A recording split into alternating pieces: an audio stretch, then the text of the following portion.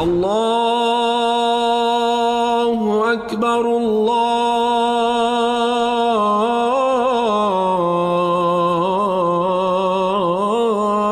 أكبر.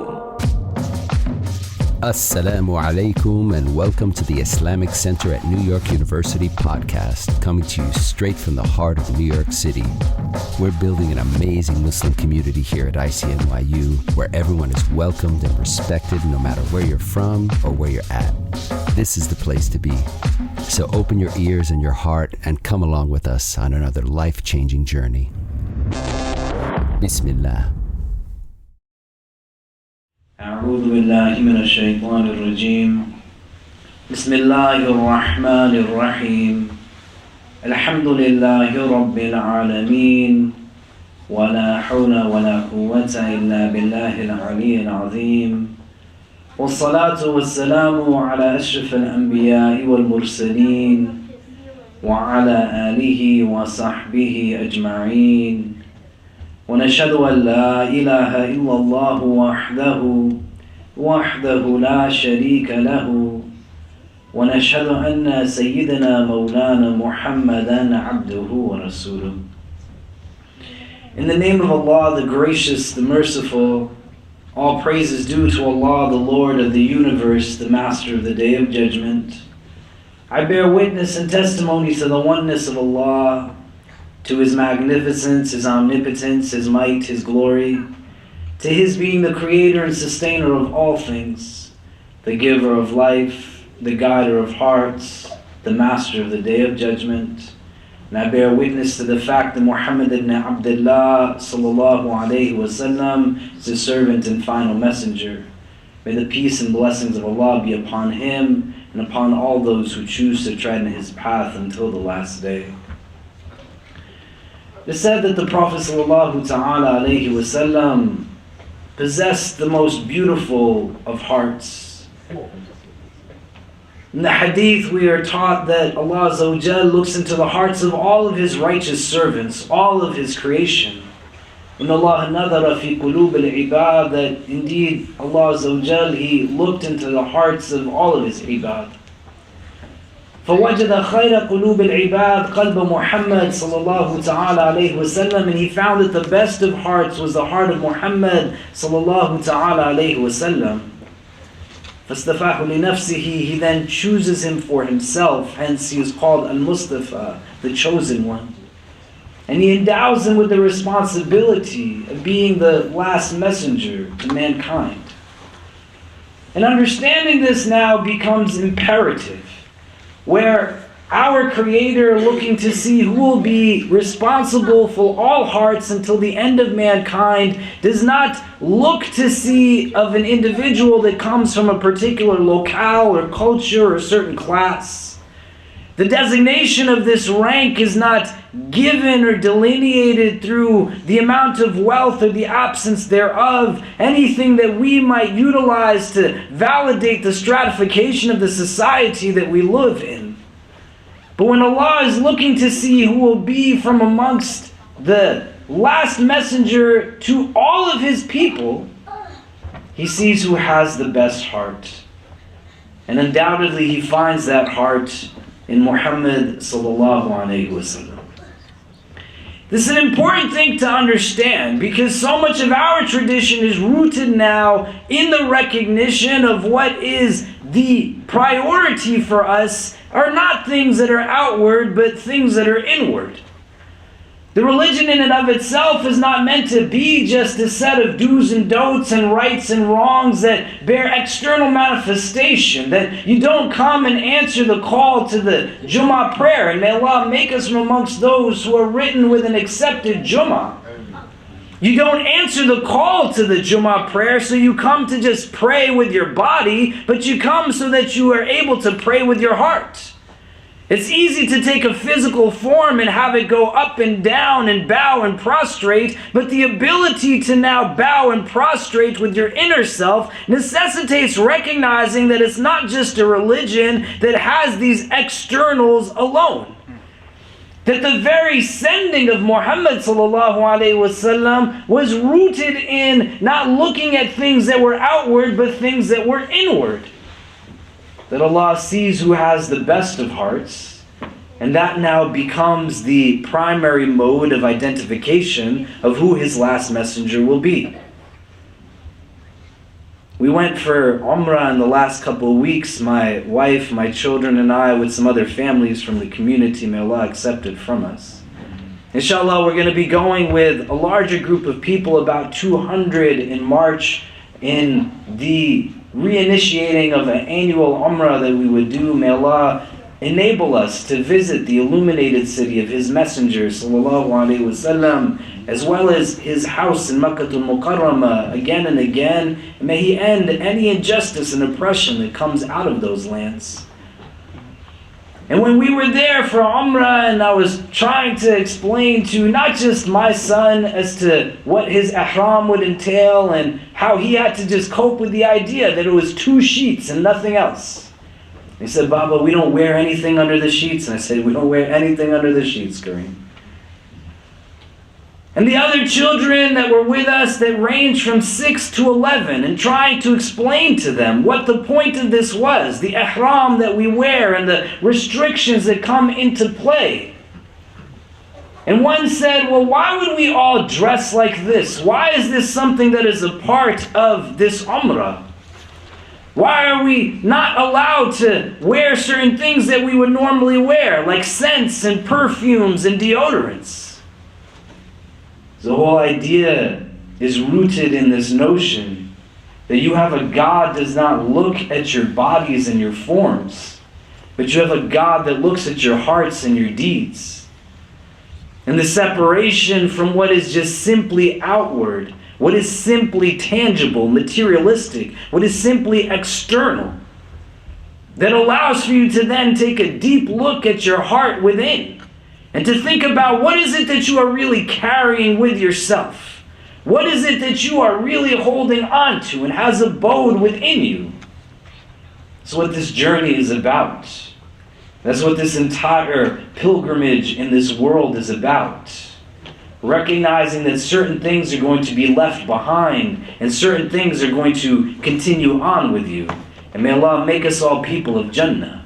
Amen.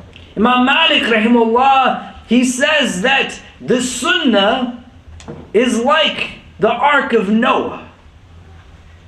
That those who board it, they survive. And those who do not, they drown. You can't look at the teachings of the Prophet ﷺ in a weaponized way. The notion is not to now look at others and see where they are lacking, because the Sunnah of Muhammad ﷺ, who has the best of hearts, is to find what is inherently good and beautiful amongst the people around them and to empower them through what was good. But the idea that Imam Malik rahimahullah is invoking with this idea that this is like the Ark of Nuh alayhi salam, that you are in a place now where you traverse this worldly plane and you can choose a philosophy on life, a moral compass that is rooted in some type of ideological framework. Whether you are conscious of it or not is a second question. But if you don't have a recognition of what you base your decisions on, what you base your choices on, what is determining the deeds that you put into this world, it doesn't mean that things still aren't getting done. And he's saying it's like the Ark of Nuh alayhi salam, because if you jump onto the Sunnah, you follow the way of the best of creation, who has the best heart, sallallahu alayhi wasallam. A man who smiled at those that he knew and those that he did not as he greeted them. One who would descend from the minbar as his grandchildren came to hug them and kiss them. One who would treat those who came from every background, rich, poor, black, white, brown, those who were men, those who were women, anything and everything of diversity that you can imagine. There was dignity, honor, and grace. You jump on board of the Sunnah of the Messenger sallallahu alaihi wasallam. Imam Malik, he says that it's like the Ark of Nuh, that those who board it, they are the ones that will survive, and those who don't, they're going to drown. But what are they drowning in? And what is their survival from? You can be in a place where your outward seems to be thriving, but your inward is in a state of suffocation.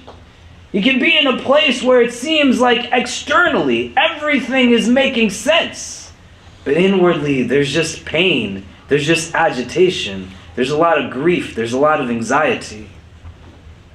And if you ever sit down and you try to think about just for yourself individually, the fundamental questions that can render one discomfort, but once you get through the discomfort, it allows for openings that are necessary for us to really make sense of what it is that's going on around us in this dunya. And then you think about the Sunnah, rooted in this man, sallallahu alaihi wasallam, whose heart is the best of hearts. And these questions that these children were asking on Umrah, you start to ask yourself as well. Why does this religion give us guidelines on each and everything that we could do in the course of our day? Why is there structure around not just prayer and fasting and charity and pilgrimage, but it teaches you about why you should be dressed in a certain way and not in a certain way? Why you should groom a certain way and not in a certain way?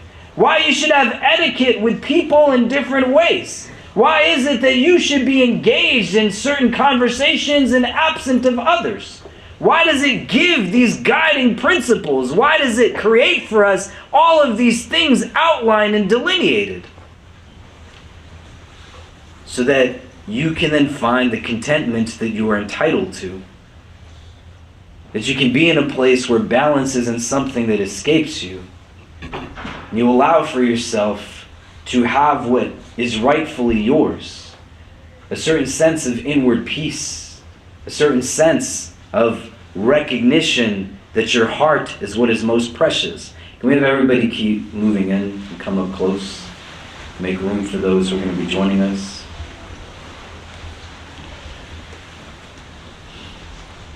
Our Prophet ﷺ, he says in a hadith that the strongest of believers is not one who can wrestle one to the ground, but the strongest of believers is one who can control themselves at a time of anger, at a time of emotional angst.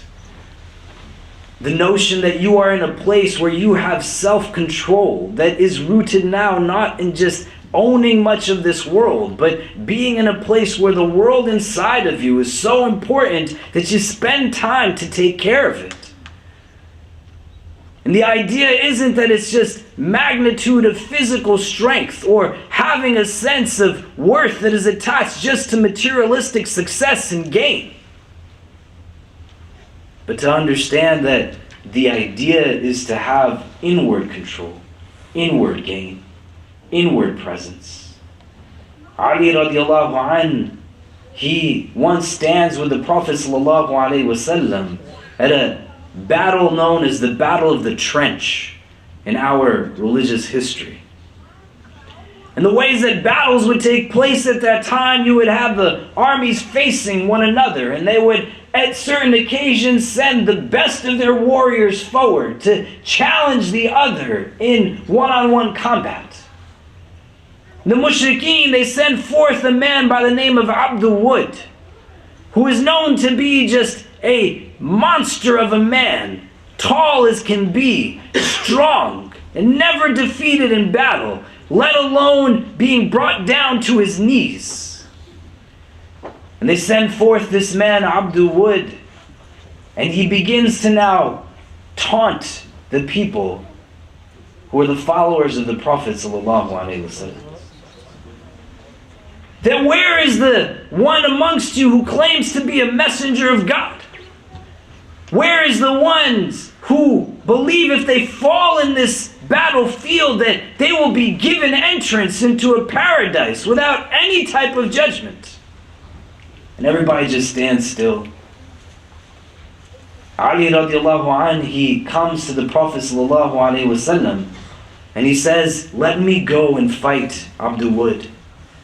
And the Prophet says, "Ya Ali, this is Abdul Wud, you cannot beat him. Go back." And as the taunts come again and again and again, Ali radiallahu anh comes a second time and a third time. And the Prophet sallallahu alaihi wasallam, he looks into Ali radiallahu anh's eyes. And he sees the conviction. He sees the sincerity. And so it's said that the Prophet takes his own turban off of his head and he puts it on the head of Ali radiallahu anhu. And he sends him forward now to take on this massive man in one-on-one combat. Ali radiallahu anhu, he had a prior relationship to Abdul Wud. That Abdul Wud was friends with Ali radiallahu anhu's father. And Ali radiallahu anhu, as he engages Abdul Wud, he says to him that, I have been told that if one was to give you two propositions, you would always take at least one of the options. And Abdul Wud, he says, yes, this is true. And then Ali radiallahu anhu, he says to him, then leave me and my people alone, and don't ever bother us again. And Abdul Wud says, I cannot do this. Then Ali radiallahu anhu, he says, then ready yourself to take me on in combat. And Abdul Wud, he says, Ya ibn akhi, I have no desire to fight you. And Ali radiallahu anhu, he says, but I have a desire to fight you. And they start to go back and forth in this way. That this massive man is in a state of shock, that every blow that he seeks to attack Ali radiallahu anhu with is being blocked and dodged, that there is nothing that is bringing him down. And as they continue on in this way for some time, Ali radiallahu anhu, he then throws his shield to the floor and he propels himself forward with his feet first striking the chest of Abdul Wud.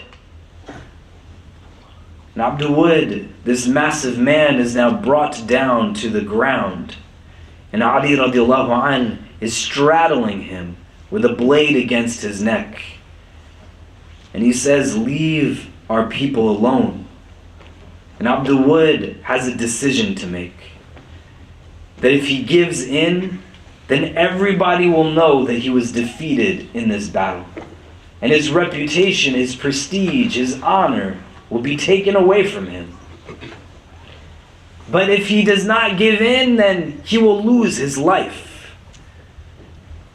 And so as he is contemplating what to do, it is said that he gathers all of the spit in his mouth. And in response to Ali radiallahu anhu telling him to leave them alone, he spits in Ali radiallahu anhu's face. And then he clenches, thinking that that last fatal blow will be delivered. And to his astonishment, Ali radiallahu anhu stands up and walks away. And Abdul Wud, he says, what are you doing? And he said, if I was to continue on in this moment, then it would be out of my own anger. It would be me doing this to satisfy myself and not for the sake of the divine. The strong believer is not one who can wrestle someone to the ground, but the strong believer is one who can control themselves in a moment of anger, in a moment of emotional angst. Here Ali radiallahu anhu, he's epitomizing this hadith for us, giving us an insight as to what it is that we should aspire towards having for ourselves, and allowing for ourselves to think deeply what it is that it really means for us to be Muslim in this world. There's many of us who traverse in a mode of success from a materialistic standpoint.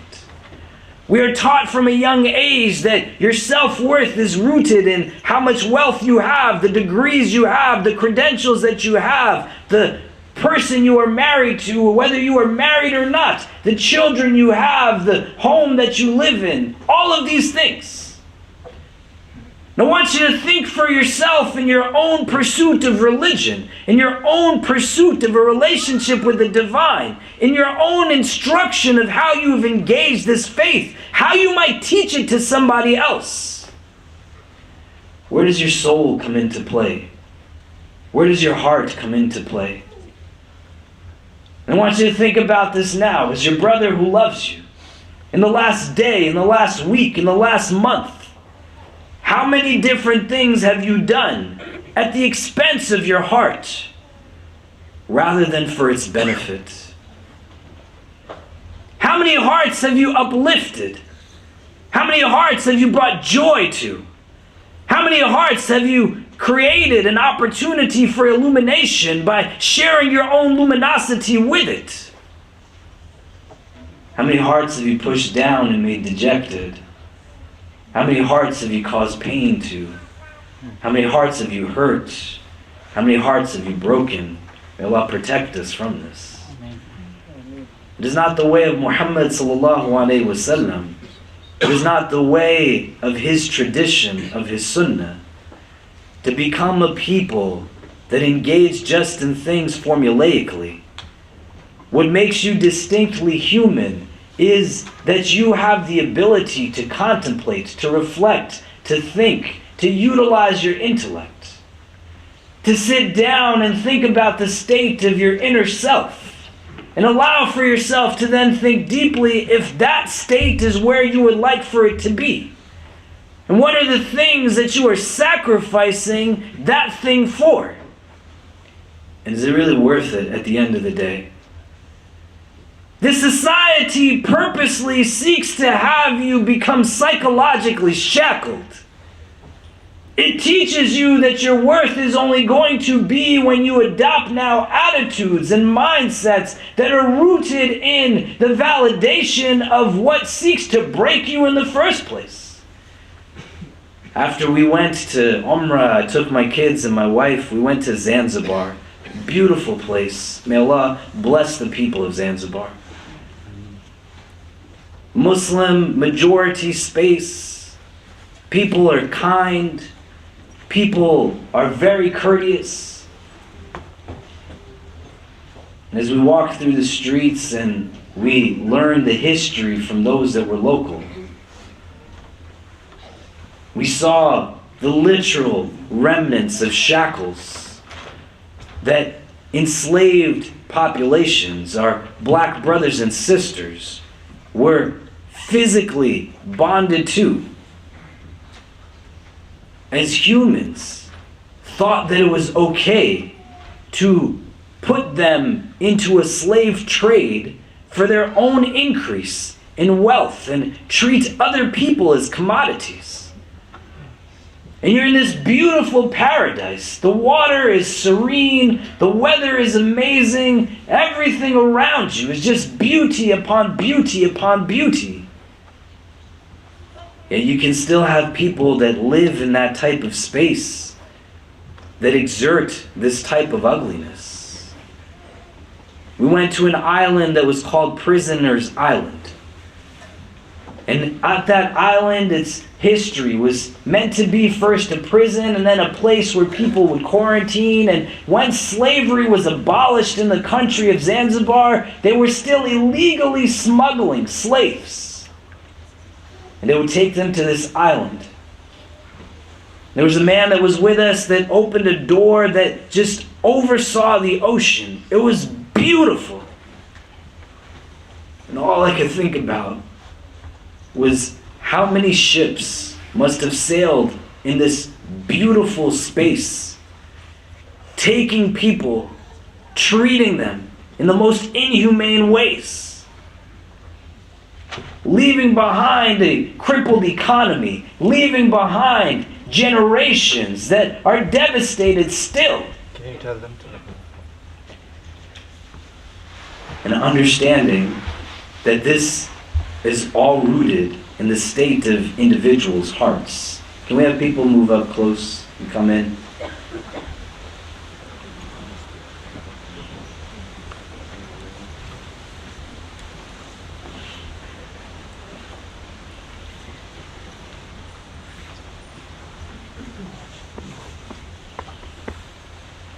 You don't want to live in a way that lets you believe that this worldly existence is it. The hereafter is real. May Allah make us people of Jannah. Amen. Think on this day of Jumu'ah what you are doing to actually ready yourself for it. You don't have to look to anybody else. You just have to be honest with yourself.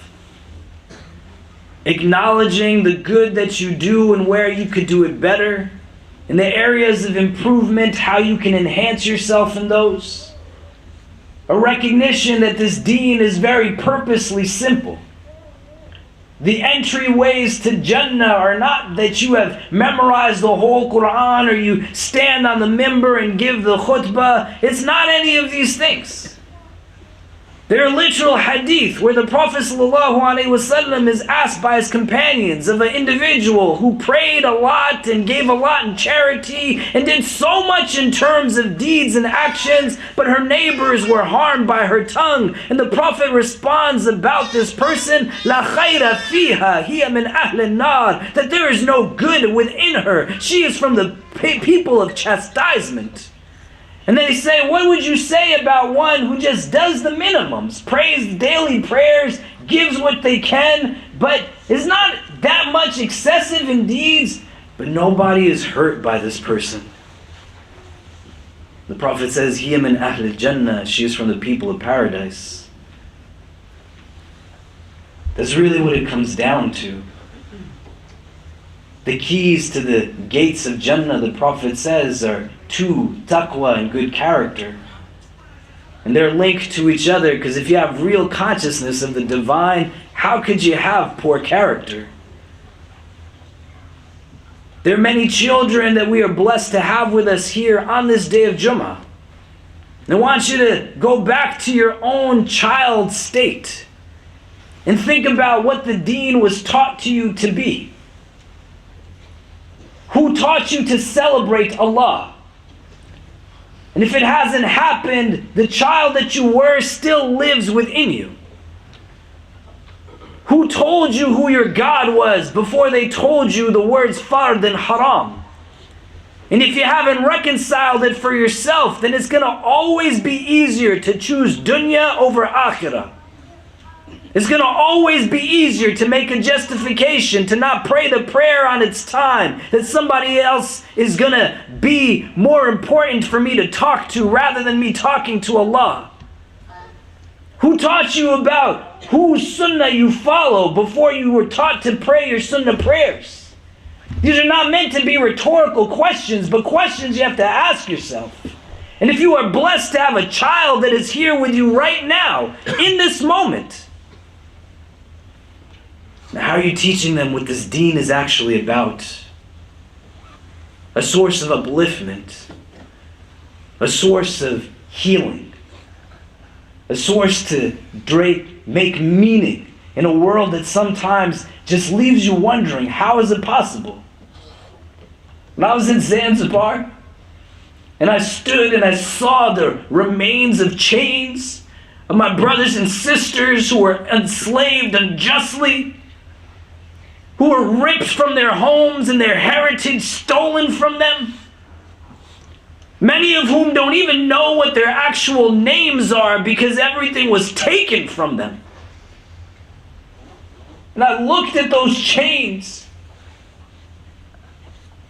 and I said, Subhanallah, in my country, Islam is still practiced by black people. Nobody took it away from them. That where I come from, every which way possible, these people who thought it was okay to mistreat other human beings, they did not take their hearts from them. And you could go just blocks away from where we're seated right now. You could go miles up the West Side Highway, and you'll still be able to get to where Malcolm and Betty are buried. May Allah's mercy be upon them both. Amen. You can stand where he gave his sermons from. You can see the deep legacy that exists. Because Islam is rooted in your heart. It's not just about what you do outwardly. It's what you got to think about for yourself today. The greatest gift that you have been given is the gift of this deen. Don't play games with it. Don't be amongst those who get fooled by the false realities of this world. Don't think that when you have been given choice and you choose to do contrary to what this sunnah calls to, that you're actually doing something that makes sense for yourself. Because Imam Malik, he was true in his words. The sunnah is like the ark of Noah. Those who board it, they survive. Those who don't, they drown. Stop drowning in dunya. Stop drowning in just simplistic satisfaction. Be in a place that gives yourself an understanding that your heart is the most important part of you. Your heart is the most important part of you. And you acknowledge that, so you acknowledge that everyone else's heart is important too. And you start to then feel what this deen can offer to you. Not as just a band-aid, not as a temporary satisfaction, not a once-a-year thing in Ramadan, but each and every day that you walk through this world, you allow for yourself to feel that inner state of contentment, because you allowed for yourself to understand what this religion is actually meant to do for you. You ask yourself the challenging questions, and you let yourself become better gradually. Growth doesn't have to be exponential, but it can be something that happens consistently. And then you let yourself be in a place where if you fall and you make a mistake, you just get back up again. And that you know the people sitting next to you, they're going through their own struggles as well. Where you can be a source of support, a source of comfort, a source of kindness. Don't hesitate.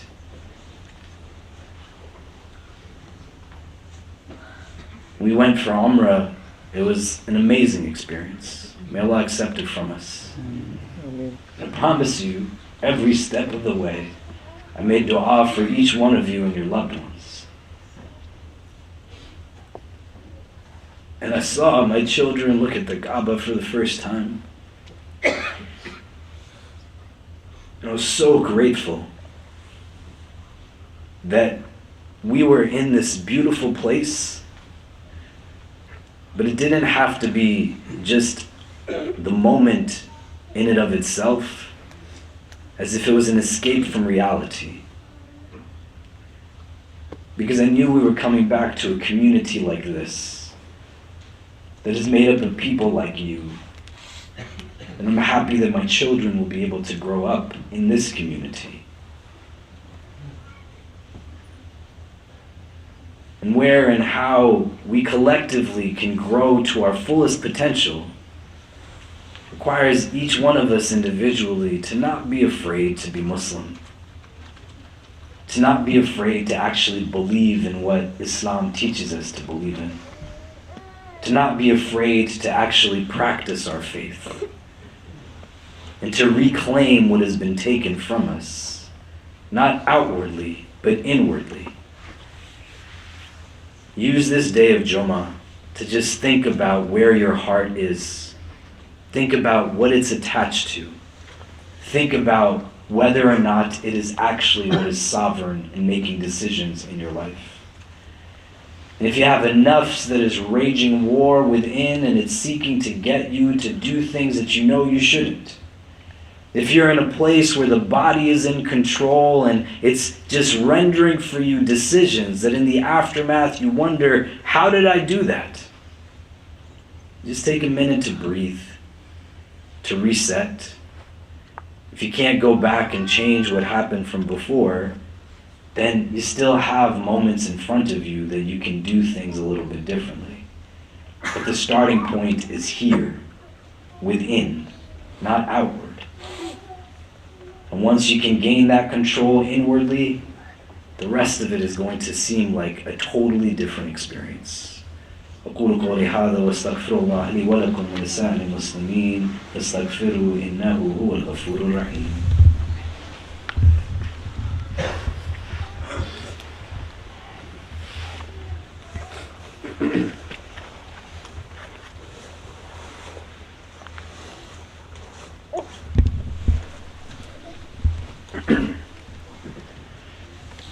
إن الحمد لله نحمده ونستعينه ونستغفره ونؤمن به ونتوكل عليه ونعوذ بالله من شرور أنفسنا ومن سيئات أعمالنا من يهده الله تعالى فلا مضل له ومن يضلل فلا هادي له ونشهد أن لا إله إلا الله وحده لا شريك له ونشهد أن سيدنا مولانا محمدا عبده ورسول.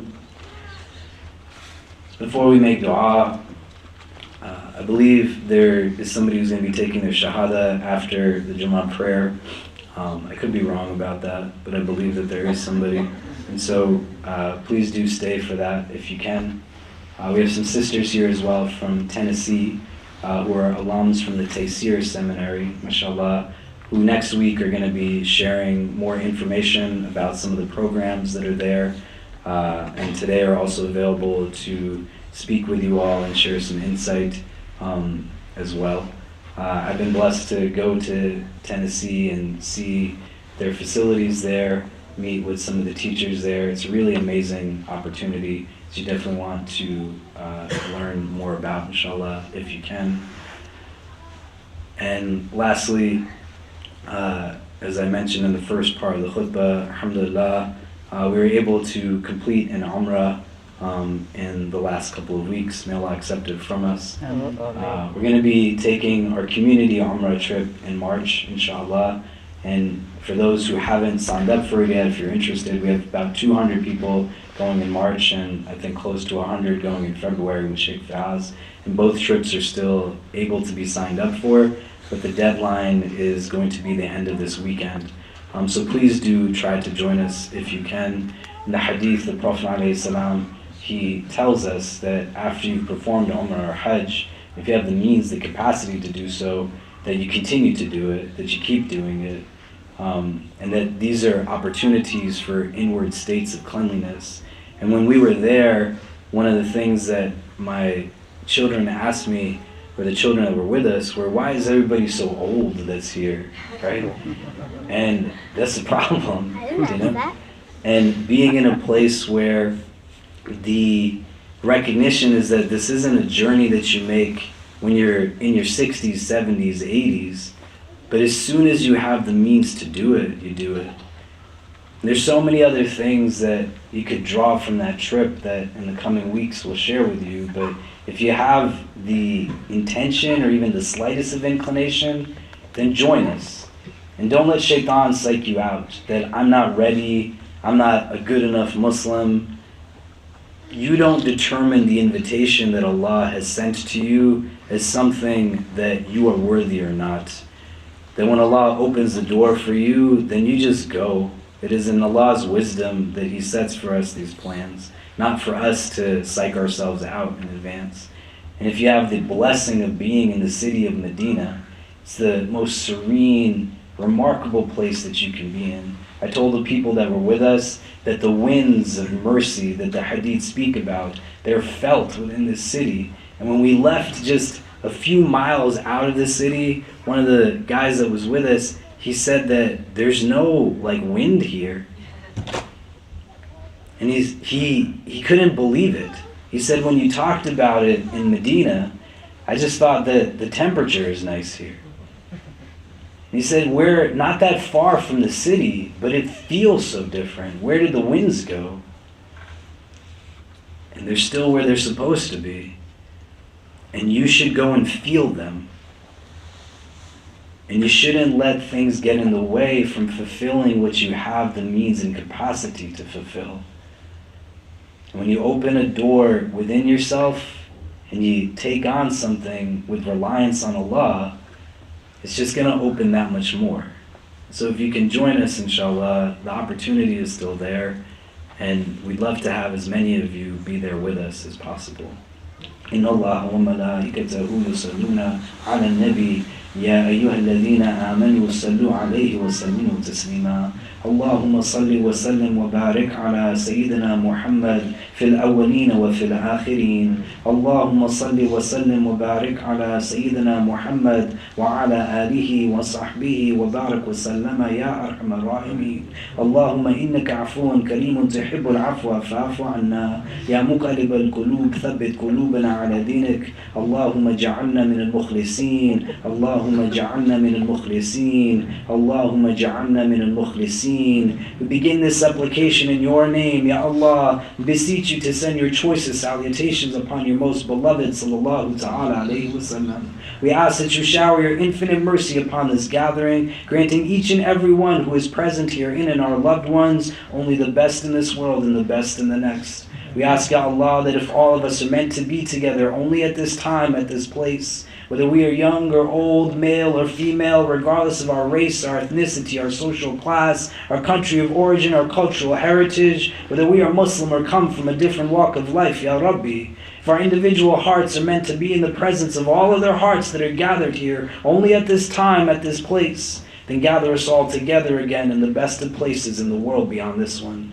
Increase us, Ya Allah, in all that is good. Increase us in courage, compassion, and confidence. Protect us from any affliction, anxiety, or anguish. Remove from our hearts any feelings of bitterness, jealousy, animosity, or envy towards any of your creation. Grant us hearts that are filled with understanding and hope. Hearts that are drawn towards things of real goodness and beauty. Hearts that find themselves deep in your remembrance, for indeed in your remembrance do hearts find rest. We ask, Ya Allah, that you bless this community always, and make us a source of benefit for your creation. That in the days that surround us, we have seen the world in a place of deep duress and distress. And we ask, Ya Allah, that you make us a means of benefit for all those that we will come into interaction with. Through us, Ya Allah, feed your creation. Through us, Ya Allah, clothe your creation. Through us, Ya Allah, give shelter to your creation. Through us, Ya Allah, give strength to your creation. Through us, Ya Allah, be generous to your creation. Through us, Ya Allah, be merciful to your creation. Through us, Ya Allah, love your creation. And help us to have a healthy, deep love for ourselves that enables us to go out and try our best every day that we live in this world. Make us, Ya Allah, from amongst those who feel your presence always. And through that presence we find strength and hope. Make us from amongst those who feel the presence of your mercy and your love. And let it be something that illuminates our hearts as we traverse this world. Make us those, Ya Allah, who always make decisions through our hearts and never at their expenses. Arrange our hearts with other hearts that are gentle and tender. And enable us, Ya Rabbi, to always be those who do that which is good.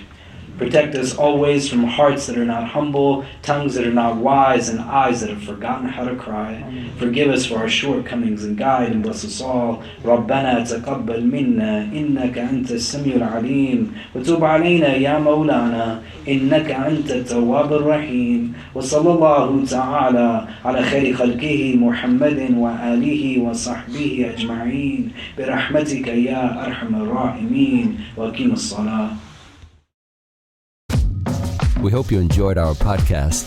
If you're inspired by the work that we're doing at the IC and want to help keep it going, subscribe to our podcasts, follow us on social media, donate to help support us at ICNYU.org, and most importantly, keep us in your continued du'as. Until next time, inshallah. Assalamu alaikum.